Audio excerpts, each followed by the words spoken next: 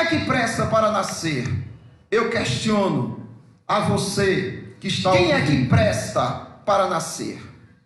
Quem tem direito à vida? Responda. Quem pode dizer que quer viver e construir momentos bons para si e para o próximo? Quem é que tem esse direito? Você? Apenas você que foi gerado, frutos do amor do teu pai e de tua mãe? Só vocês têm o direito à vida?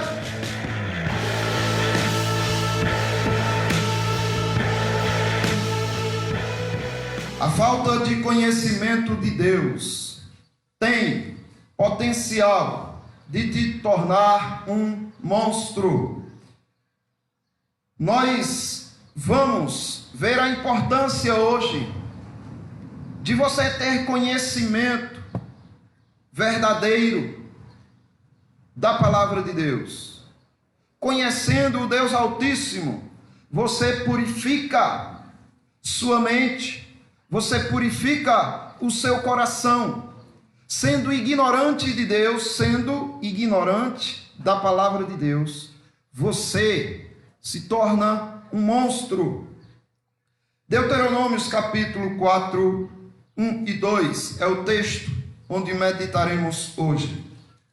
Diz assim a palavra do nosso Deus. Deuteronômios capítulo 4, versículo 1 e versículo 2. Agora, pois, ó Israel, ouve os estatutos e os juízos que eu vos ensino para os cumprirdes, para que vivais e entreis e possuais a terra que o Senhor, Deus de vossos pais, vos dá. Nada acrescentareis à palavra que vos mando, nem diminuireis dela, para que guardeis os mandamentos do Senhor, vosso Deus, que eu vos mando. Meus irmãos, a falta de conhecimento de Deus é a causa de todos os males nesse mundo. Quando alguém resolve viver sob as suas próprias orientações, longe da revelação de Deus, longe da palavra de Deus, ele pode até ter momentos de sensatez, alguns momentos de afetividade, mas isso se deve à graça de Deus preservando a ordem neste mundo.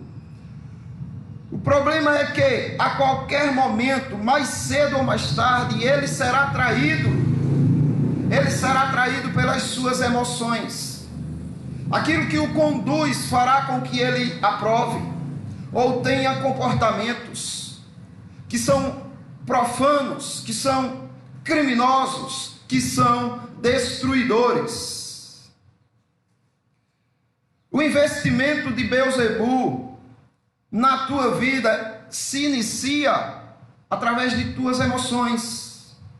Beelzebu é o chefe dos demônios e o trabalho dele é manipular as tuas emoções, inflamando-a, sensacionalismo barato, fazendo com que você tome decisões que não estão de acordo com a palavra de Deus, e o que ele costuma usar é as tuas emoções.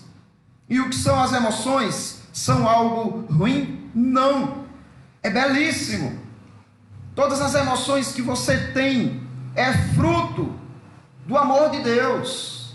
O problema é que Beelzebu pega todas essas emoções e perverte-as, conduzindo-as a lugares fétidos, a fossas imundas, para que você tenha posicionamentos malignos.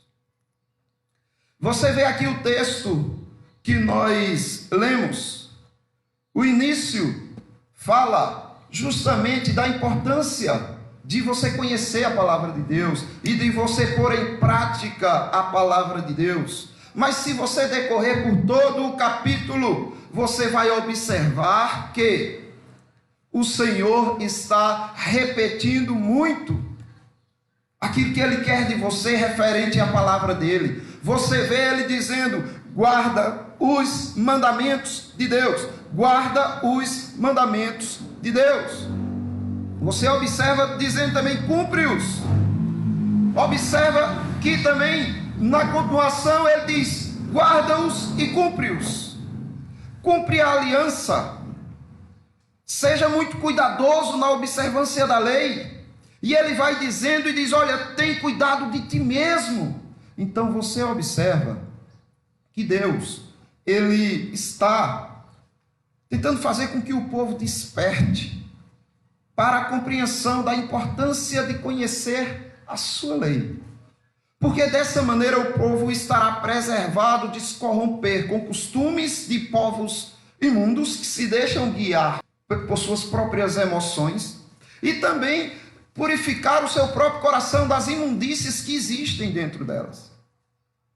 Esse discurso do capítulo 4, ele traz acusações repetidas e também ordenanças repetidas, mandando que o povo guarde os estatutos, os mandamentos que são ordenados. E são justamente esses mandamentos que precisam ser observados, obedecidos. Afinal, lei foi criada para ser obedecida.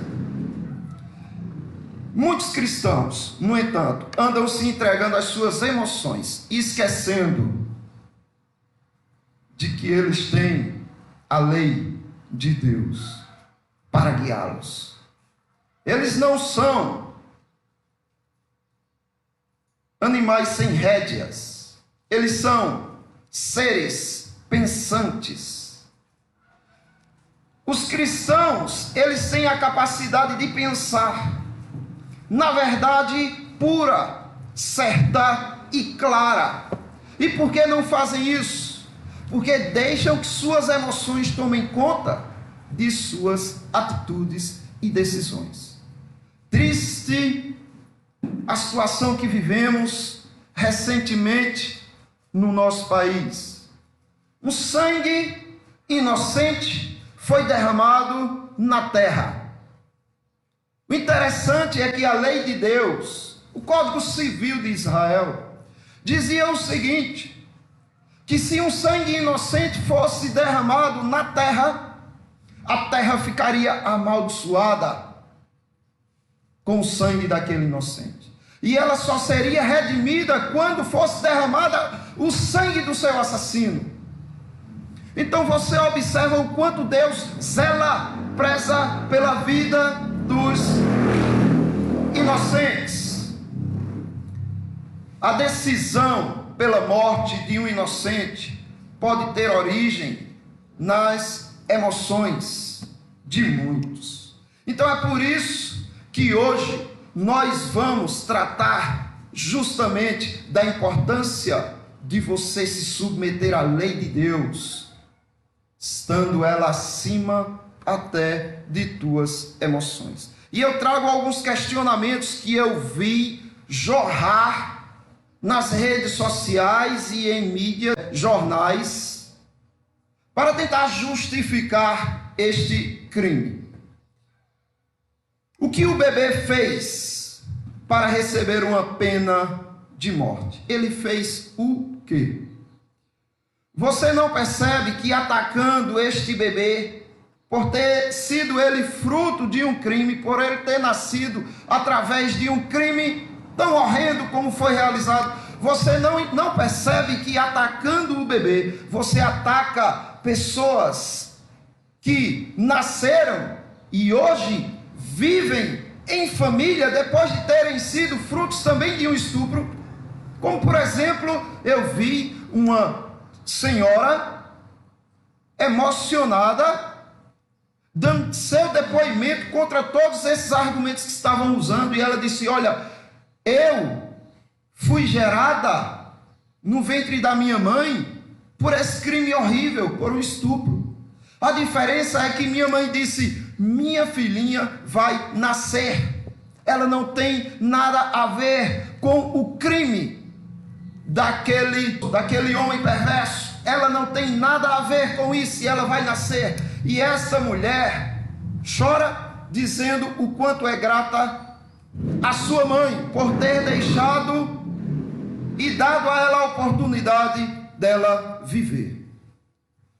Os bebês que nasceram frutos de estupro, vocês também têm que perceber o quão horrível é para uma mãe.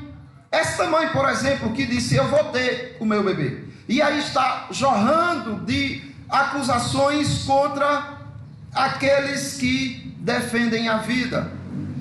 Quando se faz isso, você ataca também aquela mãe que resolveu deixar a criança nascer. É como se você estivesse dizendo: olha, você cometeu um erro, porque era para você ter matado a tua criança e você a deixou viva. Mães que decidiram pela vida dos bebês, elas não podem ter o seu amor destruído, a sua harmonia com suas crianças, com seus bebês destruídos, simplesmente por causa da maldade dos homens que se deixaram influenciar por suas emoções. Quem é que presta para nascer? Eu questiono a você que está ouvindo. Quem é que presta para nascer? Quem tem direito à vida? Responda. Quem pode dizer que quer viver e construir momentos bons para si e para o próximo? Quem é que tem esse direito? Você? Apenas você que foi gerado frutos do amor do teu pai e de tua mãe? Só vocês têm o direito à vida? Se você pode ter direito à vida, por que outros não teriam? E quanto aos que foram frutos do estupro? E a mãe? O que você aconselharia a essa mãe? Olha, eu nasci porque eu fui gerada do amor do meu pai e de minha mãe. Mas essa pessoa que está no teu ventre, ela não tem direito à vida, porque ela não foi fruto do mesmo amor que eu recebi do meu pai e de minha mãe. É isso que você aconselharia? Aconselharia o assassinato, porque esta criança não foi fruto do amor de um pai e de uma mãe como você foi? E aí, eu vejo algumas pessoas argumentando o seguinte: mas era uma criança, 10 anos de idade, ela não conseguiria ter essa gestação normalmente e dar à luz. Bem, não supervalorize o aborto. Tentar salvar a vida do bebê, fazendo-o nascer de forma prematura, ainda que arriscando a vida dele, mas tentando salvar a vida dele, ainda que de forma prematura, seria a forma mais correta, porque nós fomos chamados para lutar pela vida e não para se entregar à morte facilmente. Tanto um parto pela vida quanto um assassinato como um aborto acabam sendo de grande risco. Ninguém pense aqui que a menina não correu risco, correu. Tanto o parto prematuro ou cesárea como o aborto traz riscos à vida da mãe. E ela já estava assim, com o bebê praticamente pronto para o nascimento. Já estava com 6 meses, uma semana e pouquinho, já se podia nascer. Quero ler aqui a entrevista do médico que ele deu à Gazeta.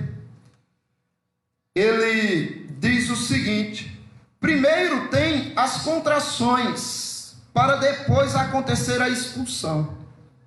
Realizar a curetagem, e aí ele fala alguma coisa que não deu para entender.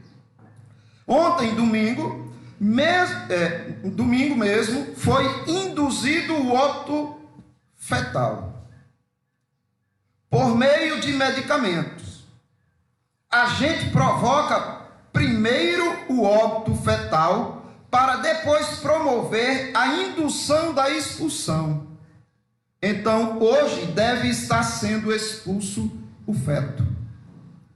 Nós primeiro matamos ele, depois damos o medicamento para que ela tenha o bebê morto.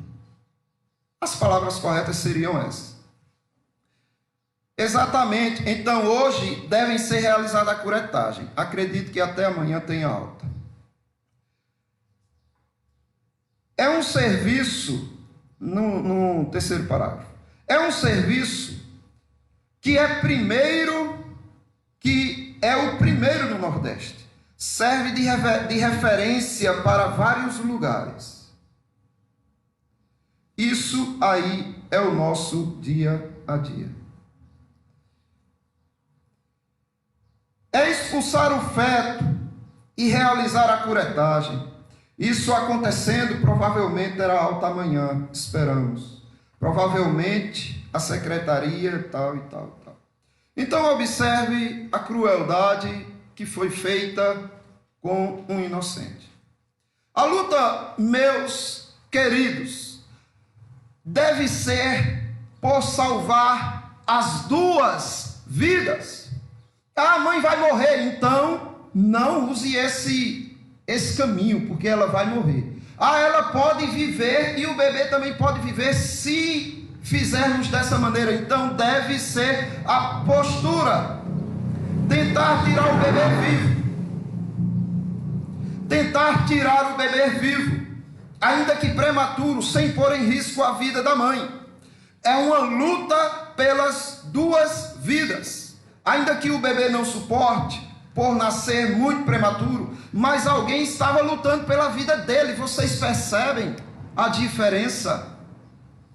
Assassinos não é apenas criminoso, não é apenas aquele que praticou o estupro.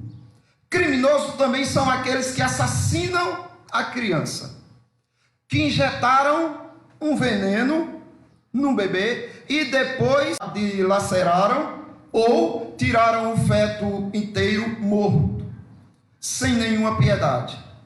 Assassino é quem aprova e omite-se em defender a vida. Mas eu estou preocupado com o psicológico da criança que sofreu estupro. Outro argumento podre se ouviu muito nas redes sociais. A ignorância leva ao inferno, e se for consciente estes argumentos demoníacos, é pior ainda. Entenda uma coisa: a maldade já foi feita. Refiro-me ao estupro, já foi feita. Ela terá, a criança terá que lutar contra o trauma. Independente de qualquer coisa, já existe o trauma. Matar a criança no ventre não fará com que ela deixe de ser mãe.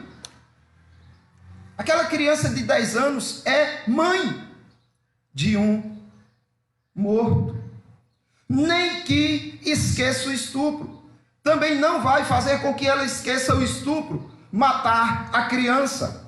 Nem que ela esqueça que teve um filho um dia. É possível que o trauma seja muito pior, porque ela vai lembrar do estupro e ela vai lembrar que matou, por indução de criminosos, sua própria filha, seu próprio filho. A diferença é que ela vai enfrentar o trauma tendo um filho que foi assassinado no ventre, sem ter feito mal nenhum a ninguém. Mas ela é obrigada a criar o bebê. Muito também foi comentado sobre esse aspecto. É claro que ela não é obrigada a criar o bebê. Como ela não é obrigada, como ela também não ficaria com o bebê morto, ia para o cemitério, ela poderia ter o bebê vivo e doar para alguém. Na verdade, nem você é obrigado a criar teus filhos. Até você, se quiser, pode conduzi-los à doação. Você não é obrigado. Ela não seria obrigada. Eu não vou conseguir conviver olhando para essa criança, sabendo como ela veio. Então não olhe, dê para alguém, mas que ela tenha o direito à vida. Mas e se fosse sua filha? Entendem aqui? a malícia de Satanás, com argumentos falaciosos, para tentar usar as tuas emoções, você deixaria nascer se fosse sua filha? É claro. O filho ou a filha de minha filha é meu neto, é minha neta. Por quê? Eu permitiria que matassem o meu netinho? Digam, por quê? Antes, pelo contrário, o que você tem que fazer é lutar, defender, porque ele não tem condições de se defender, ele só tem a avó, o avô e a mãe por ele. Então, que se lute, pois ele não tem armas, nem mesmo argumentos para se defender. Mas você viu que estavam dizendo da criança que foi violentada, que ela é uma assassina? Outro argumento tentando fazer com que tuas emoções ofusquem a palavra de Deus no teu coração, a lei de Deus. Me diga uma coisa, o que é que tem a ver isso com aprovar a morte do bebê? Quer dizer que a ignorância de outros de atacar uma criança inocente que foi violentada te dá o direito de matar o bebê ou de torcer pela morte dele? Ah, porque eu quero a morte do bebê? Vou lhe explicar agora. Porque estão xingando a pobre mãe, uma criança. Você vai matar o bebê porque ignorantes estão culpando o outro inocente? Percebam a maldade dessas argumentações. Entenda que nessa história existem vítimas inocentes e criminosos, cruéis. E as vítimas são duas. A vítima é a criança que foi violentada, precisa de cuidado, atenção, orientação, acompanhamento, ajuda. Pois ela até também foi vítima duas vezes, porque foi manipulada em suas emoções, foi manipulada por adultos cruéis, que não têm amor nenhum no coração, pelo bebê que ali estava. E também, vítima é o bebê, que nada fez de mal para ser tão odiado, odiado a ponto de desse ódio ser consumado em um assassinato. Que mal ele fez para ser tão odiado? Agora, quanto aos criminosos, vítimas são duas. A vítima é a criança que foi violentada, precisa de cuidado, atenção, orientação, acompanhamento, ajuda. Pois ela até também foi vítima duas vezes, porque foi manipulada em suas emoções, foi manipulada por adultos cruéis, que não têm amor nenhum no coração, pelo bebê que ali estava. E também, vítima é o bebê, que nada fez de mal para ser tão odiado, odiado a ponto de desse ódio ser consumado em um assassinato. Que mal ele fez para ser tão odiado? Agora, quanto aos criminosos, vítimas são duas. Criminosos são dezenas de milhares. Os que induziram a criança vítima de estupro a cometer esse crime, eles são criminosos. Pois esta menina não tinha ainda consciência do que estava fazendo. Os que aplicaram a injeção letal, o veneno, e dilaceraram, tirando o bebê morto, e os que aplaudem tais crimes. Estes são os criminosos, mas tem outra classe também de criminoso. Os que se omitem, se fazendo de sonsos, sem quererem se posicionar contra tal crime. Eu lavo as minhas mãos. São estes. Pilatos da vida, criminosos, que não ficarão também sem sua sentença no dia do juízo. Afinal de contas, a palavra de Deus no livro de Tiago, capítulo 4, 17, diz o seguinte: portanto, aquele que sabe que deve fazer o bem e não faz, nisso está pecando. Você sabe que deve lutar por vidas inocentes, não sabe? Acho que você não é tão inocente assim. Mas não lutou, não se pronunciou, ficou tímido, lavou as mãos. Não pense que isso ficará impune. Então, aqueles que por ignorância se deixaram levar pelas emoções, cuidem-se e convertam-se desse mal. A técnica destes desprovidos de moral é te induzir ao erro por meio de mentiras, usando as tuas emoções. Eles têm o pai mais especialista do mundo neste sentido. Sabe quem é o pai deles? Que consegue usar tuas emoções para fazer com que você tenha atitudes sujas. Jesus Cristo diz, João capítulo 8, versículo 44: vós sois do diabo, vocês são dele, que é vosso pai, e quereis satisfazer-lhes os desejos. E foi isso que eles fizeram. Todos estes tinham um interesse só: satisfazer o desejo do diabo. Por quê? Porque um filho tem que satisfazer o desejo do pai. Ele foi homicida, o diabo foi homicida desde o princípio. Entendem? Um homicídio foi feito, quem estava por trás? Ele foi homicida desde o princípio e jamais se firmou na verdade, porque nele não há verdade. Entendem agora por que tantos argumentos falaciosos, enganadores? Quando ele profere mentiras, fala do que lhe é próprio, porque é mentiroso e pai da mentira. Você disse de boca cheia que não gosta de falar de política, né? Talvez você já tenha falado isso alguma vez. Eu não gosto de falar de política. Eu acho horrível quando na igreja se trata no estudo de política. Pois bem, foi a política que assassinou este bebê inocente. E é a política que está te induzindo a pensamentos que são levados por emoções vazias. Você logo será o próximo.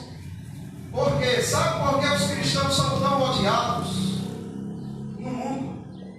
Porque eles lutam pela vida e o diabo é homicida. Porque eles combatem com a verdade e o diabo é pai da mentira. Então todos os seus filhos vão te odiar. Mas o caminho que eles vão usar para te alcançar é a política. Por que você acha que aqueles que odeiam tanto o cristianismo não estão perseguindo, matando, torturando a vocês? Por que vocês acham? É porque, por enquanto, a política não permite. Porque existem países onde a política permite, como na China, por exemplo, mortes, perseguições, destruição de igrejas. Porque a política permite, mas você não quer ouvir falar de política. Então, você está simplesmente entregando a vida, os inocentes, ao diabo, aos crimes. Sabe o que foi a política que perseguiu o Senhor Jesus Cristo? Os apóstolos. Observe aqui o que diz o político,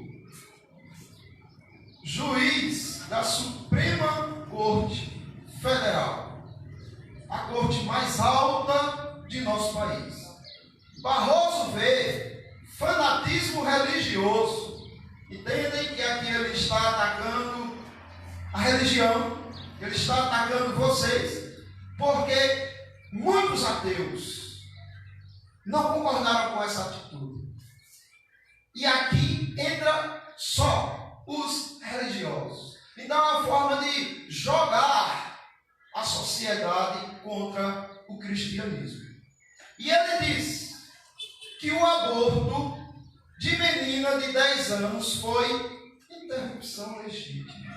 Isso daqui é uma técnica que é usada para também mexer com as emoções, para não permitir que se inflamem as suas emoções naquilo que eles não querem. Um eufemismo é quando se diminui o peso da palavra para não chocar. Então observe o que ele chama de aborto. Interrupção.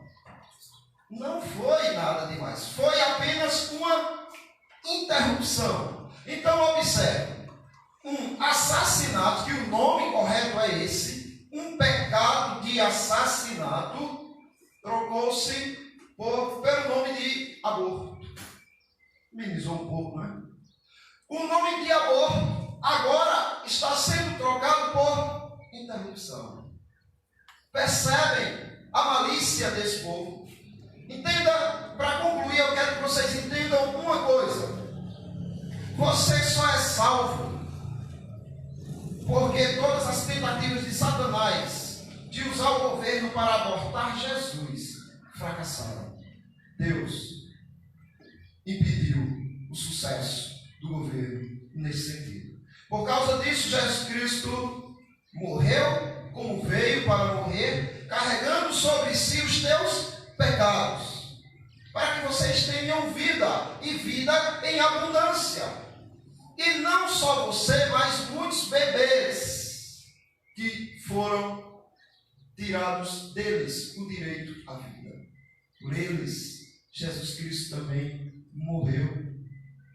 Então, ele te salvou porque o governo não conseguiu abortá-lo, nem tentar, nem conseguiu matá-lo na infância. Todas as tentativas fracassaram. Eu só espero que os irmãos tenham consciência disso. E para findar, eu quero lembrar os irmãos também de outro argumento que mexe com as emoções, que é dizer, mas e quando a criança crescer? Imagina quando ela souber o mal que aconteceu a ela.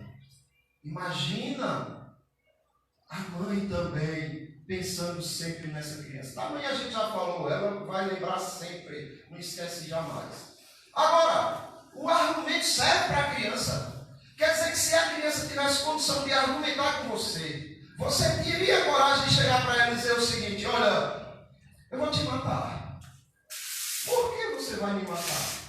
Porque eu vou te matar para privar você de traumas futuros. Perceba que essa argumentação é o início do estopim que vai explodir em genocídios para evitar que esse povo sofra tanto, esses pobres sofram tantos. Vamos fazer o bem para eles? Qual é o bem? Assassiná-los. É o argumento para tentar matar a criança. Estou te matando para evitar que você sofra quando crescer. Meus irmãos, argumentos demoníacos, sei que existem muitas outras coisas que precisam ser combatidas em argumentos nesse sentido, mas até aqui creio que os irmãos estarão municiados para se prevenirem de se omitirem e de aprovarem crimes horrendos como estes. Sei também que, falando deste assunto, corre o risco tanto do meu canal do YouTube ser cancelado e do Facebook. Mas de uma coisa é certa: temos os vídeos, temos o que falamos aqui e vamos usar isso para ajudar outras pessoas. Certo, meus irmãos? Porque fomos chamados para guardar e preservar a lei do Senhor. Entremos no momento do culto. Senhor, a Ti respondemos. Vamos ler a palavra de Deus no livro de Deuteronômios, capítulo 4, que é a continuação. Porém, Deuteronômios capítulo 4, 4 ao 9. Porém, vós que permanecestes fiéis ao Senhor, vosso Deus, todos hoje estáis vivos. Eis que vos tenho ensinado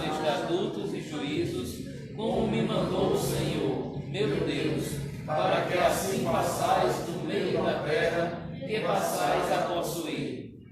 Guardai-os, pois, e cumpri-os, porque isto será a vossa sabedoria e o vosso entendimento perante os olhos dos povos que, ouvindo todos estes estatutos, dirão: certamente este povo é gente sábia e inteligente.